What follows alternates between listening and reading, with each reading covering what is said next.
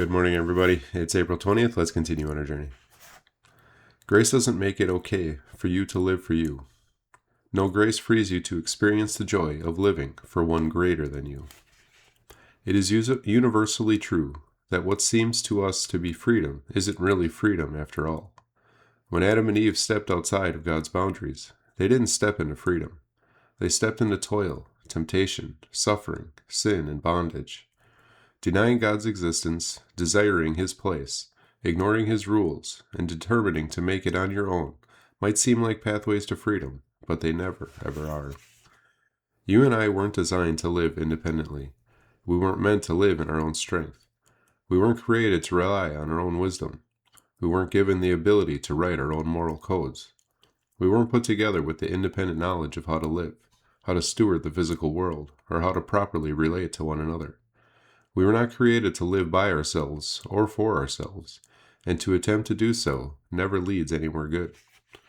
So as God blesses us and changes us with His grace, the result isn't a greater ability to live an independent life. The opposite is true. Grace doesn't free us to live for us. The purpose of God's grace is not to make your little kingdom of one work better.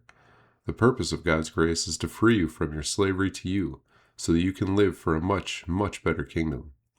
And He died for all, that those who live might no longer live for themselves, but for Him who for their sake died and was raised. 2 Corinthians 5:15. True freedom is never found in putting yourself at the center, with your choices and behaviors shaped by your allegiance to you. Real freedom is only ever found when God's grace liberates you to live for the one infinitely greater than you. It contradicts our normal thinking, but the doorway to freedom is submission. When I acknowledge that I am in danger to myself and submit to the authority, wisdom, and grace of God, I am not killing any hope I have found for freedom. The opposite is true. Humble admission of need and humble submission to God open me to the freest of lives. I was created to live in a worshipful and obedient dependency on God, and when grace restores me to that place, it also gives me back my freedom. It may seem constricting that the train always has to ride on those tracks, but try driving it in a meadow and all motion stops. So grace puts you back on the tracks again and gives you the freedom for forward motion, which you can have in no other way. Have a blessed day.